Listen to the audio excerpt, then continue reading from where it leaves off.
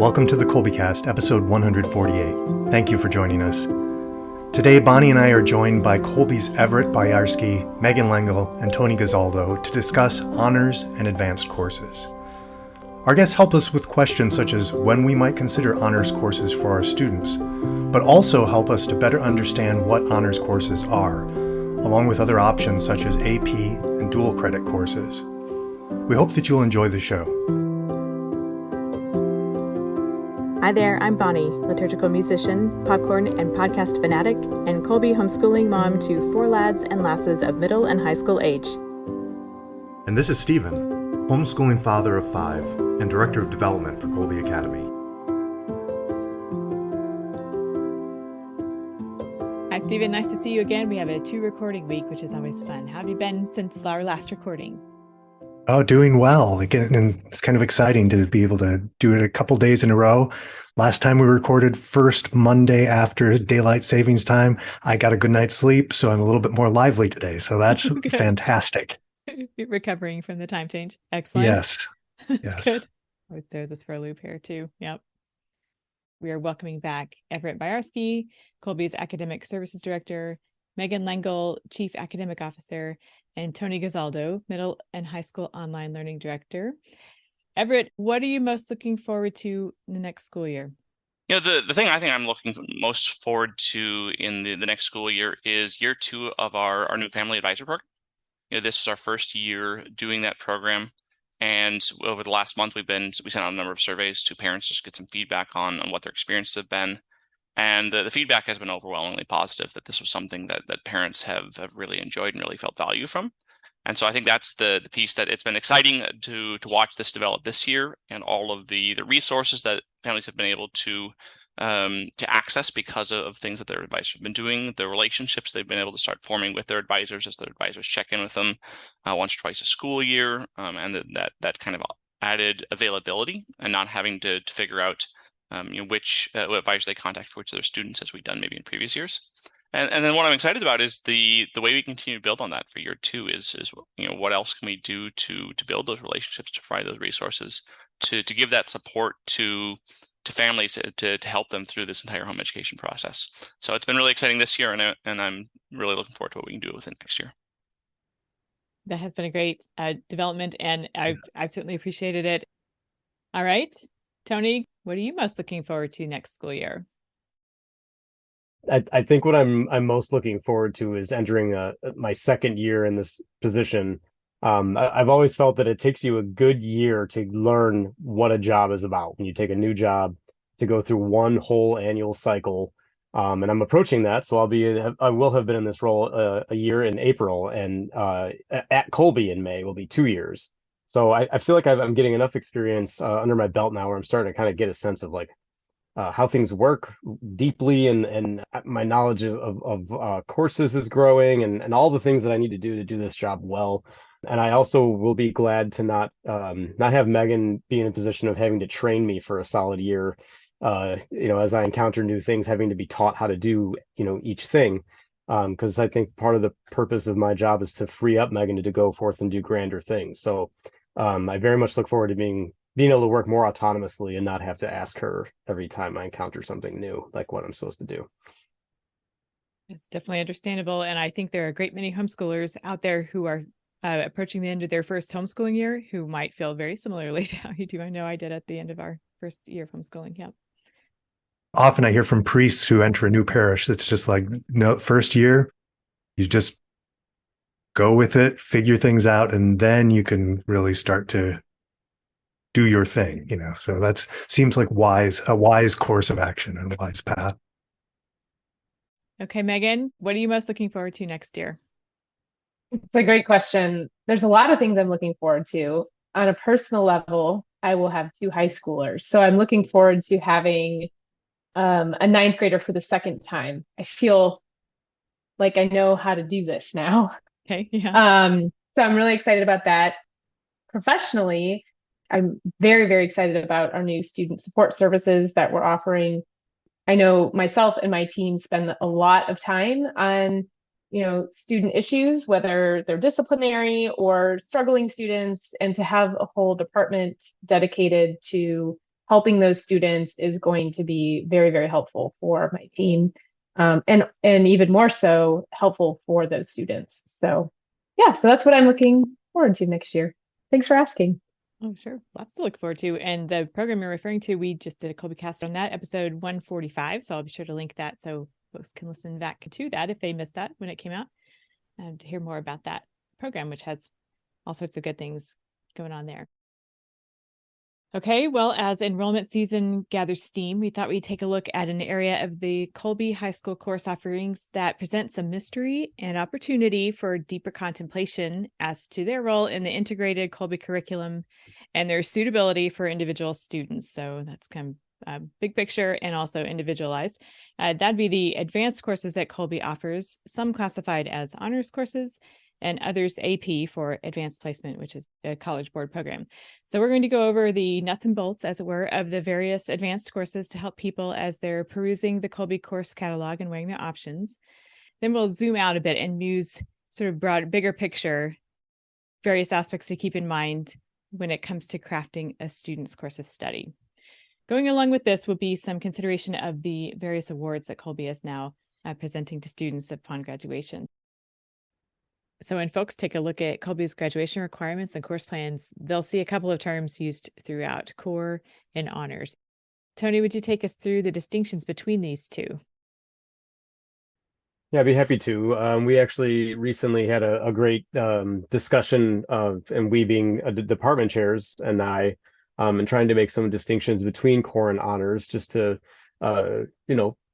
help our instructors even understand what it is they should be doing to make sure that an honors student is experiencing something that is not exactly the same as the core students would. It's also helpful, I think, probably to start with what's common. And what's common is that every student is going to get a rigorous experience. So it's not that we have core courses that are not rigorous, and if you want a rigorous experience, you do honors. At Kolbe, it really is, you can do a rigorous experience in a core class. But if you want to experience something that is even more rigorous or fundamentally different, then honors is a good place to go. But I also would say that in common is that we value classical education. So in both experiences, students are going to be learning mostly the same topics. So there's a little bit more content, I would say, in the honors courses, but we're not merely after just more. So we're not merely having students in honors courses read more, and we're not merely having them write more, even though there is a little bit more reading and writing. I would say the defining characteristics of honors is that first of all, students are going to be expected to learn more independently, so that when they come to class, let's say in the humanities, they've completed a reading assignment, and the instructor expects that they are able to read and understand more independently, and that they don't need as much direct instruction in order to understand the subject matter of what they read.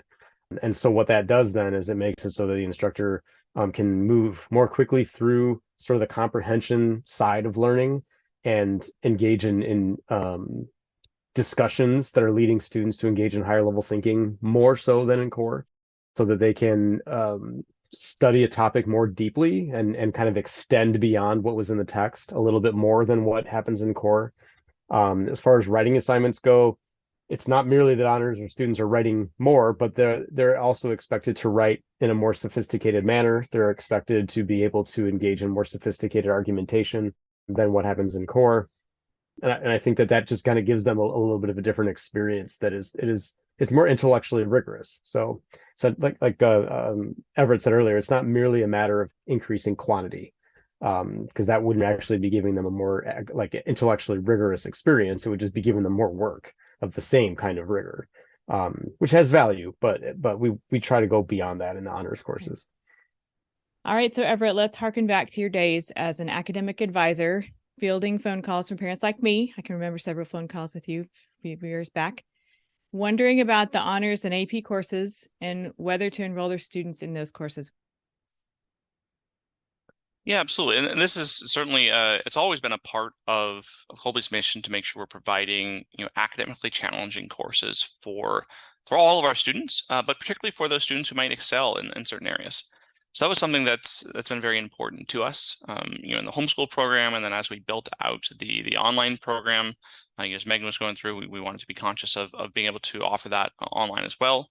and kind of develop forward with the opportunity to do some AP courses, which we'll talk about too. But the big thing with those honors courses is the first question is really, why are you seeking to do those? And there's probably two main reasons we hear, both of which are valid, but we think one is probably more important than the other. The first reason we hear very commonly is people want to talk about improving their college admissions chances in their college resume. And that's certainly relevant and it is important because there are some impacts there, both as far as they're evaluating your overall coursework, but also looking at your GPA with the possibility of the weighted GPA with the 1-point bump from a 4-point scale to a 5-point scale. But the biggest reason that we think that people should be looking at taking honors courses is for the challenge and the opportunity they offer for the student. Because an honors course should be a course that is going to take a student deeper into a material, or is going to provide some extension, some ability to make connections outside of what might be made in our core course, so that they would have opportunity to explore a connection that maybe hasn't been explored as much in that core course. For example, one of the things I used to teach the Theology 10 course online, which is our Church History 1 course. In the Church History section, we do a lot of reading. We're reading Eusebius, we read St. Ignatius of Antioch, we read the Didache. But there are other materials that we don't have time to read over that course, that period. And so that's where we can add in some of the other pieces. One of my favorites was adding in Justin Martyr's Apology. That's a more philosophical work, but it's at that same time period. And so we can then dive into maybe a little deeper on what are the philosophical connections between the thought of, say Plato, and how that came into and influenced early Christian theology. So the time period is the same. It's going to be a little bits of what we're talking about in discussing that topic are going to have already been done by the course students, but it's going to have an opportunity to expand and broaden the application of what they're learning in a way that we just didn't have time to do in the core course, because we want to make sure that we can keep the reading loads manageable. So when parents are looking to do honors courses for their students, the big piece is we want students who desire that challenge, who are going to take on that challenge, and who are going to grow from that challenge. Because that's really the purpose of what we're trying to do, is we're trying to that opportunity for the academic growth and the personal growth that comes with being able to challenge students. So while it's certainly okay to take courses because they're going to look good on your transcript when it comes to applying to college, core to Kolbe's philosophy is you should be taking challenging courses because they're going to be good for your student and good for their education as kind of the fundamental goal of what's being looked at, which really guides all of our course development. As we're working through the course development process and evaluating our courses, that's what we're looking at. We're looking at, is this course meeting our goals of providing additional depth, providing additional extension, and how is it doing that? Or is it simply a case of we have additional writing and they have to read more things? And if that's what's going on, then that's where we're looking to make some changes. And there probably have been times where there's more of an emphasis on quantity than on quality. And that's one of the improvements that we've been working to make over the last several years and are continuing to do so.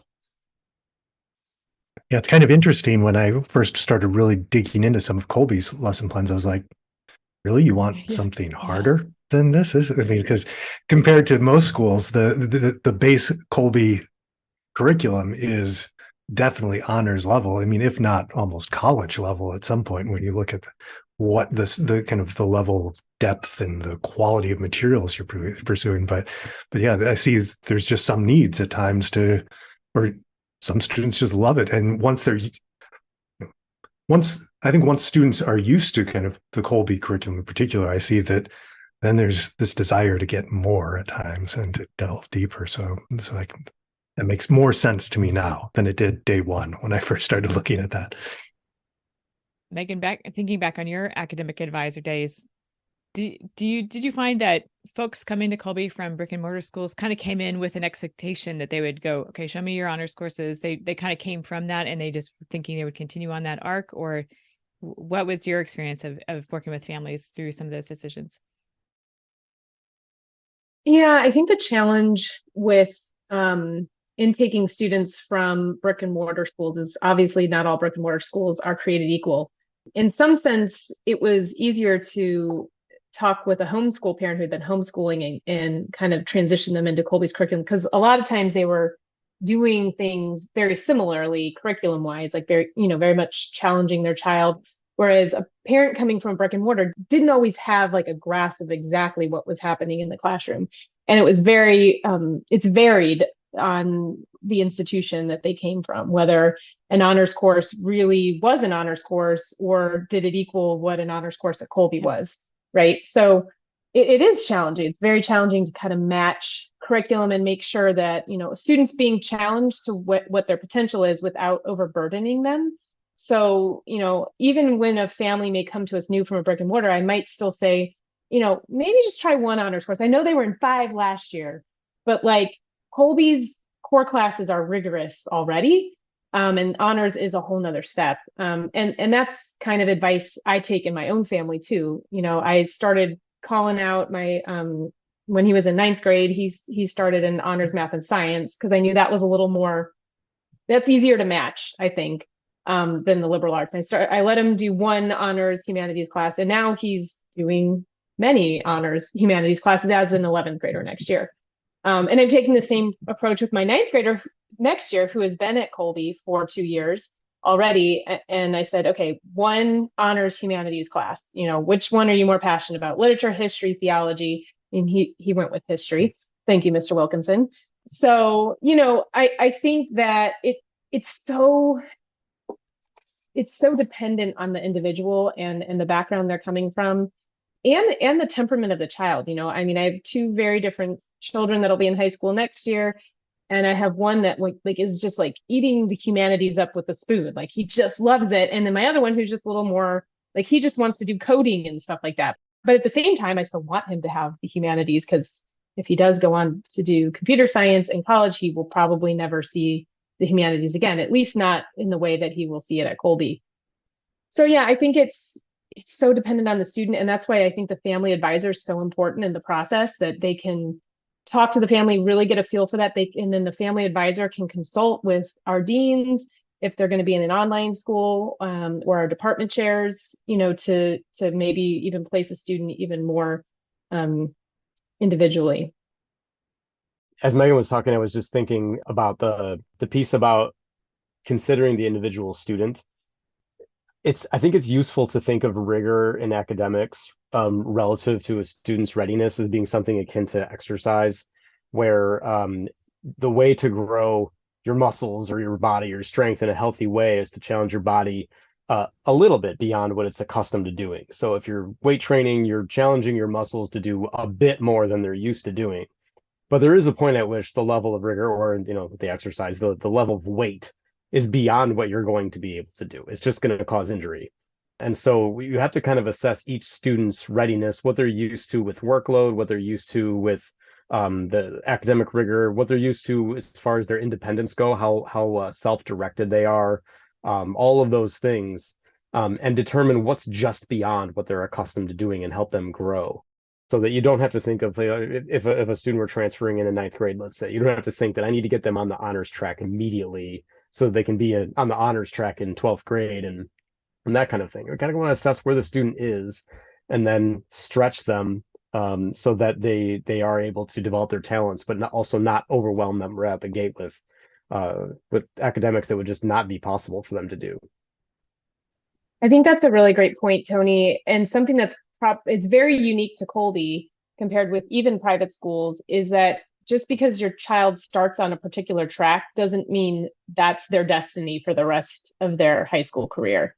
So, you can have a student come in that has not taken any honors humanities courses, and after 9th grade, mom and dad realize how well they did, and they want to give them that extra challenge. And in 10th grade, they can certainly take an honors humanities class with no problem. Now, our honors math and science classes typically have prerequisites associated with them. So you have to have a certain grade for the previous class, the prerequisite class. But our humanities classes do not have that. Although, if your student's struggling in literature at the core level, you may not want to push them up into the honors level.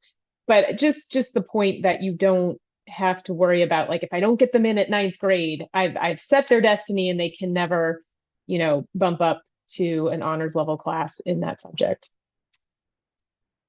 That's certainly an area too where if you're not doing the online class, of course, you've got then the flexibility to experiment with that a little bit more, like even gauging, like, is this even just a little bit beyond the normal, and we need to work on these skills, or we need to build up, or let's start out with the honors. And if it seems to be overwhelming, we can dial it back, so homeschool wise, we've got lots of flexibility early on, but being challenged is just really good, though. I've seen in my own family's experience, I look at things and think, oh, that's too much.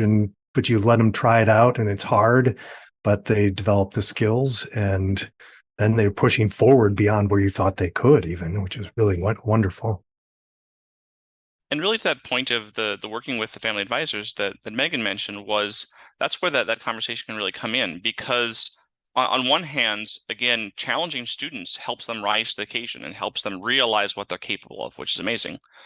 On the other hand, what we don't want is that they're overwhelmed and it's just so burdensome that they just shut down and they just have a terrible educational experience, and it makes them think that they aren't capable.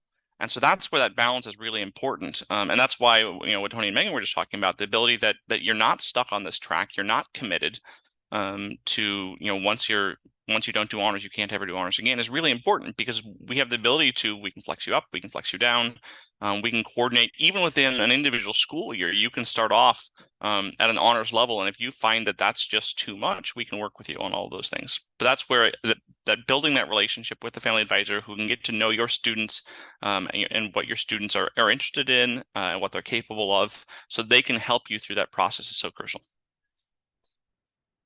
Okay, so much to think about.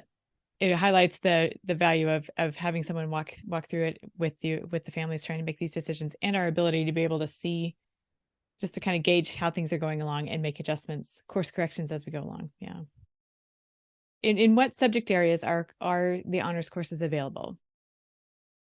So the honors classes that we offer in high school are pretty extensive. We offer honors in theology, literature, history, math, and science, pretty much all 4 years of high school. Our upper level foreign language classes, so Spanish 3, French 3, Latin 3 and above, those are all considered honors level as well. And then there is an honors creative writing class available in English. And then as far as AP classes go, we have a couple of AP classes. AP is probably a whole different discussion in of itself. So right now I'll just mention what we do currently offer. We have 2 math classes, AP Stats and AP Calculus AB, AP Biology and AP Chemistry, AP Literature and Composition, and am I missing one? Oh, AP Computer Science. Yes, how could I forget that one? And those particular courses require the teacher to submit a syllabus to the College Board, and the College Board approves the syllabus. And then once that happens, we're allowed to put the AP designation on the transcript with the grade and all that sort of thing. And students may take the AP exam. Now, technically, you do not have to take an AP test to also take the AP exam. So before we could offer AP courses, before we had the online school, we did have a few homeschool courses that would prepare the students for the AP exam, but we couldn't specifically call them AP on the transcript because it's specifically tied to the teacher's transcript. And since the parents were the teachers, they would have had to get their own transcript or their own course curriculum approved by the College Board to do that. So that's our AP and honors curriculum. And then one other thing I will mention, in the middle school, we also offer accelerated math courses. So students who are on that path to be advanced in math, maybe as early as grade 6 would be an accelerated math 6, and then accelerated math 7 in 7th grade. And usually most of them would move on to honors algebra 1 as 8th graders, so that they're taking honors geometry in 9th grade. So, yeah. Okay, so those factor into the awards that Kolbe has established, right? So let's talk a little bit about that. So we have some general awards that aren't based on honors courses. So the St. Maximilian Kolbe Award awards students who take Kolbe's core curriculum all 4 years, from math, science, as well as humanities and foreign language. But then we have kind of subject area specific awards. So for example, we have the St. Thomas Aquinas Award, and this one is focused on humanities. So it's awarded to any student that takes our core theology, literature, and history courses all 4 years. And then half of those courses would be honors level. So that's 12 courses total over 4 years. And then, so 6 of those would need to be honors. So for example, with my children, both of them are interested in that particular award. But when I started them in 9th grade, I start them out with 1 honors humanities class. And then by 10th grade, they can handle 2. And then they could do another 2 in 11th grade, and then maybe slack off in senior year and just do 1. Or maybe not. I honestly could see my rising 11th grader taking all honors in when he gets to 12th grade, just because he really enjoys it. So again, that's where you're tailoring things to your child's interests, right? You're encouraging them to do honors in the areas that they're good at and that they're really interested in. So then another award we have is the St. Albertus Magnus Award, and that one is focused on math and science. So that one you take biology, chemistry, physics, and then a elective science. The elective science can be fulfilled with AP chemistry, AP biology, or astronomy. And then you take up through calculus as well, as far as math goes. So you're still gonna have 4 years of math. It has to be at least up through calculus. So now we've realized that we don't offer beyond AP Calculus AB right now. So students can be approved to take that at a community college or something if they were at that level by the time they get to be a senior. And like the St. Thomas Aquinas Award, half of your courses would need to be honors courses. So, honors biology and honors geometry as a 9th or 10th grader, honors chemistry and honors algebra trig as an 11th grader. That's 4 out of 8. So that's the math science one. And then we have a foreign language award. It's the St. John Paul II award. And that one requires that you take up through a 4th year language of any kind. So it can be French, Spanish, or Latin, but you also have to have at least 2 years of Latin. And if you do all 4 years of Latin, then you have to have 2 years of another language. Now, that's the one award that you can actually start as an 8th grader at Kolbe. And Everett, maybe you can jump in and talk a little bit about how that works when it comes to the foreign language award. Absolutely. And that's because, especially in foreign language, more than other subjects, there really is more clear leveling. And so this award is written, rather than being based on credits, is based on completion of levels of mastery. Yeah, thanks, Everett. And then just one other award. Well, I'll mention 2 more awards. One is the St. Ignatius Award, similar to St. Maximilian Kolbe, but you don't have to do quite as many credits as the St. Maximilian Kolbe Award, but up to, I believe it's 24 credits of your curriculum over 4 years are all Kolbe courses. So they can include courses like with other curriculum, but you have to have at least 24 credits that are Kolbe's curriculum only. And then the last thing I'll mention, just so I don't leave it out, is we have an organization called the National Honor Society. We have our own chapter. I think this is the 3rd year we have it. But to qualify to be an NHS, to qualify to apply, you have to have 4 Kolbe courses every year that you're enrolled with us. So as a 9th grader, for Kolbe, it can be Kolbe Core or Kolbe Honors courses, and you have to maintain that level number of Kolbe courses each year. And then you have to maintain a 3.5 GPA. So something to keep in mind if there's any rising 9th grade parents listening to this and planning out, if you think your child might qualify for our chapter of NHS, make sure you let your advisor know, and they can make sure that you have at least 4 Kolbe courses that you've chosen at course registration. Okay. I will be sure to put a link in the show notes to the page on the Kolbe website that details these awards too, to kind of read through them in more detail and see them kind of laid out side by side. Let's talk just a few minutes about AP. I just have a little bit of experience going through with my eldest right now. Just wanted to throw out that it has been challenging for us as a homeschooling family to avail ourselves of the AP testing. I still see great value in the AP courses that he has taken. and I can detail some of those. And I'm sure you guys have more to add to that. But I would just point out that it really varies by state how well the homeschoolers are able to access some of the services through which College Board operates, specifically testing locations. So that has been a real challenge for us, finding a place that will allow my student to sit for the exam itself. However, he still has gotten a lot of value out of the courses that he has taken AP level. That's just sort of a cautionary tale. And I know that he has many classmates who have not had that same experience. So that's just something to kind of anticipate. And if as you're looking ahead at your school year, those sort of start of school year activities or things on the checklist would be start looking for places to take the AP exam. So anyhow, just throw that out there. But do you all have anything you want to add to the AP discussion? Not that we have to go. I know we spoke with some of the CLT people about AP courses and things. And I know, my first instinct is like, let's do honors, not AP, because you don't really always want to get into that College Board stuff. But I know Megan does a really good job of looking through those courses and making sure that we are going to maintain our Catholic courses when we're picking those. But it seems like a lot of it, it's important to a lot of families. So I'm so grateful that we can kind of offer some of those things that they need, and do our best to make sure they're going to be good Catholic courses according to what we can do. It's just easier for us when we can make the rules without anybody else doing it. But I understand. Yeah, I'll tag on to that, Stephen. And when we first offered the AP Lit course, we really had to examine whether it was within our mission, because we definitely didn't want to have anything. We don't really like having an outside source influencing our curriculum.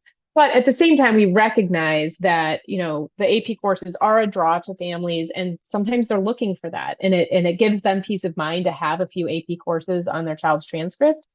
So when we looked at designing that course, we've first really examined what the College Board was requiring to see if we could mesh our mission. And it really was great to go through that process many years ago, because I think we came up with a stellar syllabus, and our students do amazing on that test. And it's one of the harder AP tests. So we used to offer AP Physics, and they have kept stripping their AP Physics courses down. So we went back to offering honors physics because they know the AP Physics 1 curriculum was so much less than what we wanted to offer in honors physics. So students who are in our honors physics classes, if they get a prep book, they're going to be pretty darn well prepared to take the AP Physics 1 test, and maybe even the AP Physics 2 test if they do a little bit of self-study.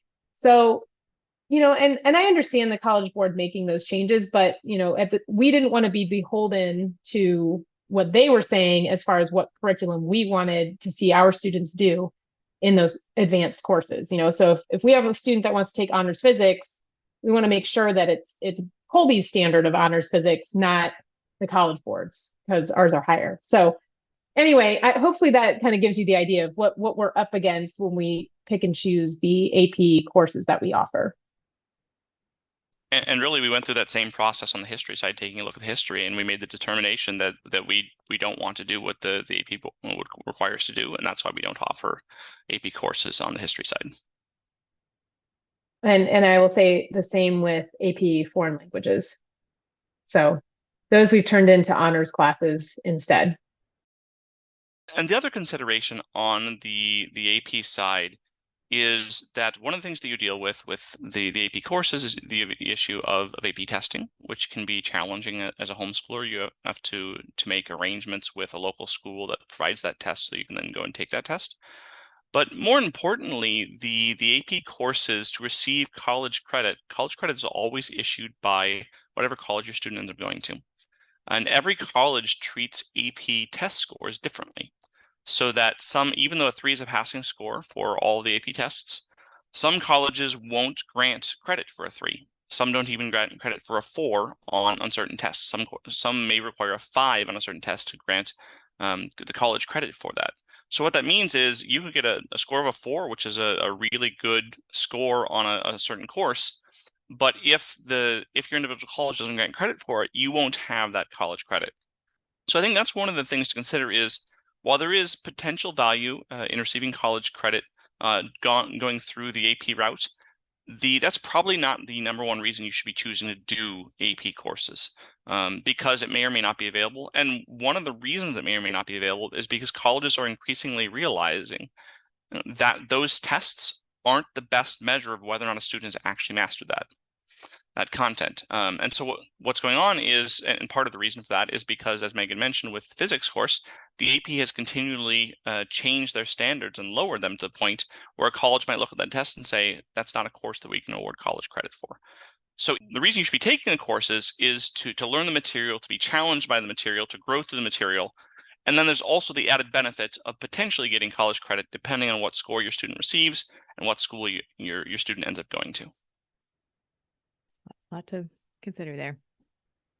Tony, do you want to jump in here and you have thoughts you want to add to the AP discussion? I think Megan did a good job of probably, I think Megan and Steve actually both, of allaying fears that parents might have about culture war issues. And like, I mean, AP's been in the headlines lately, right? So offering reassurance to parents that if AP appears in our stuff, it's been, curated, we're not just adopting AP willy-nilly. Thinking as a parent, I'm thinking like, okay, I want to challenge, I want to give my child the fullest experience, but I don't want to make them dread their whole course year because they're just every second is spent, saying I've got to read this much or whatever. So like, how can you keep that kind of wonder and love with the challenge? How do you identify that kind of as a parent even, or as a teacher, identifying what might be best for the student? Yeah, I can certainly start off on that one. And I think as always, I think it's worthwhile to maybe step back a little bit. So what we're talking about here is that the difference between the courses is more qualitative than it is quantitative.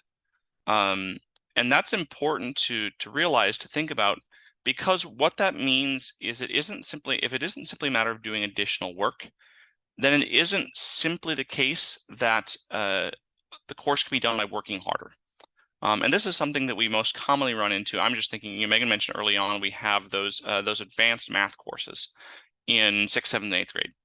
And those courses are different than the regular math courses in grade 6, 7, and 8, not simply because of the leveling, because we have Math 6, Advanced Math 6, Math 7, Advanced Math 7. And sometimes the temptation for people is to say, well, my student is advanced, so I'm going to move them from Math 6 to Math 7. So that's a change in level. We move them level-wise. And Advanced Math 6 and Math 7 don't cover the same materials. What they do is Advanced Math 6 covers the Math 6 materials in a different way. So it's a qualitative difference in the way that it treats that subject area, in that it's asking the students to take the concepts that they're learning and to apply them in ways that are deeper or more challenging than what students in the core Math 6 course are being asked to do. And the reason that's important is for a student who perhaps is intellectually gifted in some fashion in the math, it isn't simply a matter of they're good at working hard through things. They need that extra challenge to really be able to stimulate that math part of their brain. And they're going to get more stimulation from that Advanced Math 6 course, where they're having to do more rigorous problems, more challenging problems, focusing on the same concepts, than they would by simply hopping up to Math 7. And that's one of the pieces sometimes we see the temptation, we've talked about this in some other episodes, I believe, is to simply just race ahead, to get as far and as fast as you possibly can. That's not the same thing as having an intellectually rigorous curriculum and being challenged. And so that's where it's the same concept of, we could give those Math 6 students just, hey, here are more problems, but just giving them more problems isn't going to make the course a more advanced course, more rigorous course, or more stimulating. It's just going to make them do more work. And while we want to make sure that we're giving them the right amount of work so that they're learning and that we aren't under challenging them, simply giving them more work isn't accomplishing anything for their learning. And so that's the piece that we're talking about when we're looking at these honors courses, especially the high school level, is that simply giving them more things to read in and of itself doesn't increase the intellectual rigor. It just means they have to spend more time reading. what we want to do is we want them to engage with the texts more. So we want to be able to increase the level of engagement that those students have. So much like we're trying to take the same concepts that we're teaching the core students that I was talking about in the math, and then give them more challenging applications of that same content.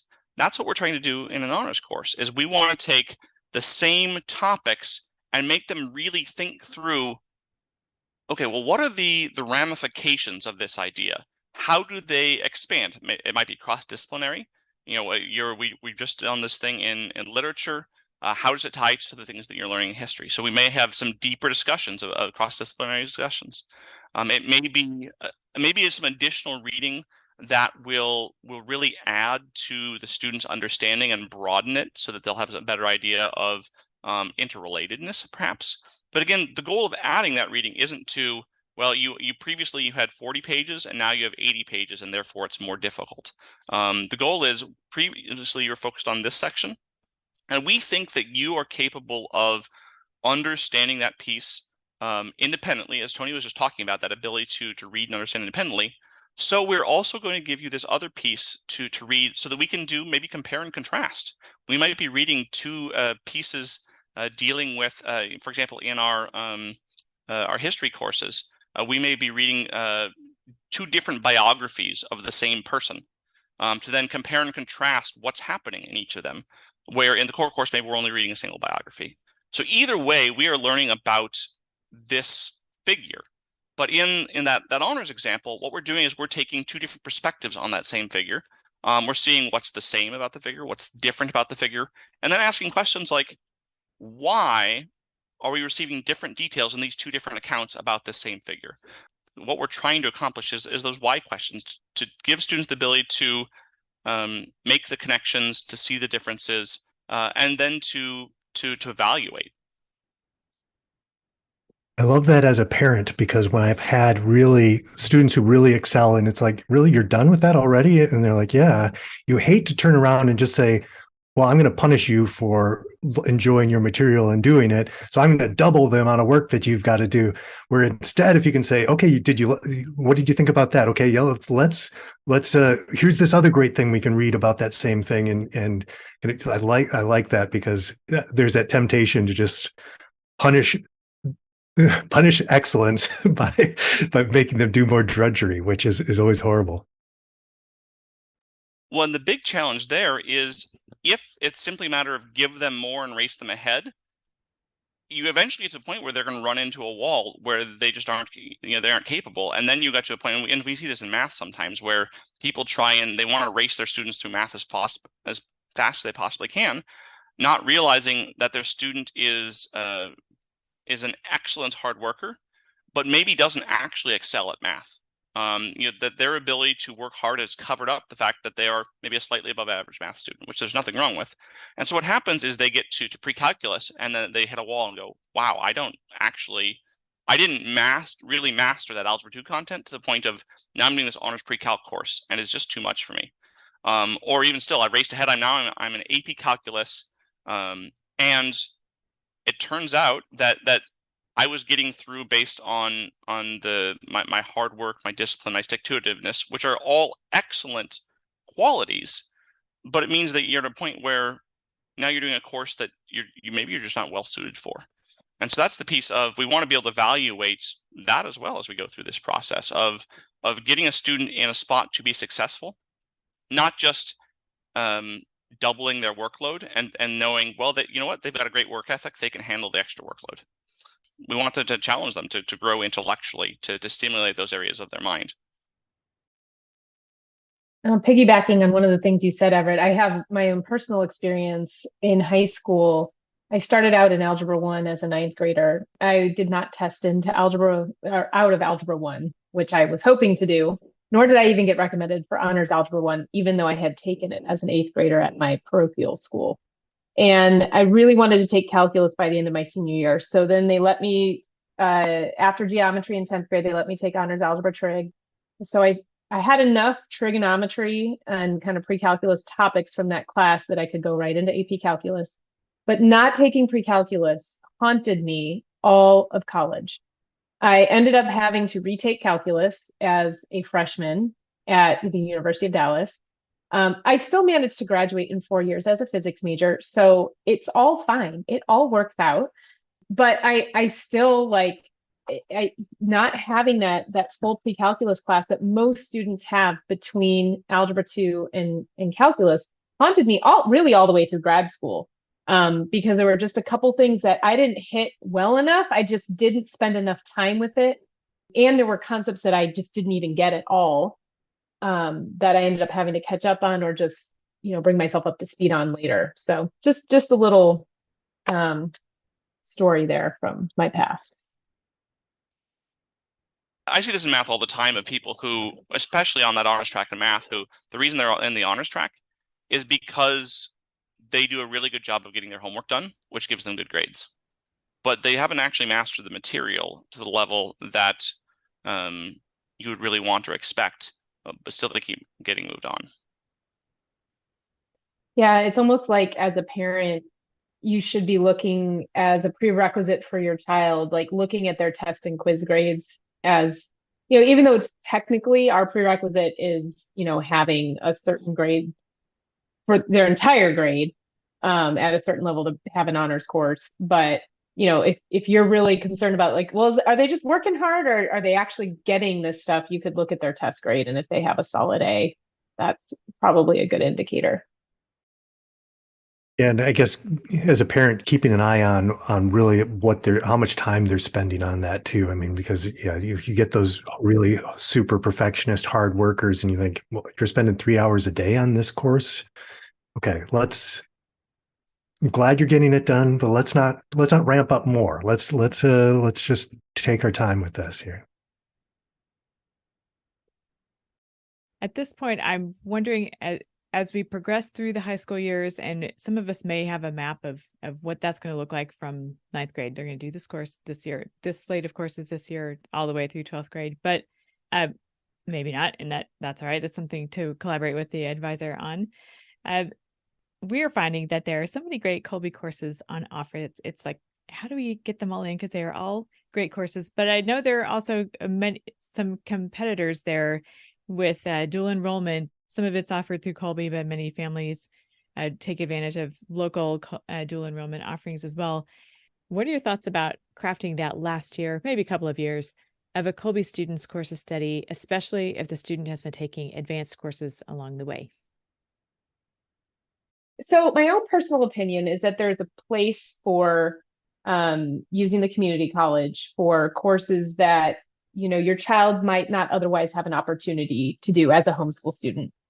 So in the case of a Kolbe senior, for example, let's say they were advanced in math and took AP Calculus as a junior, I would consider highly looking at the community college for the next level in math.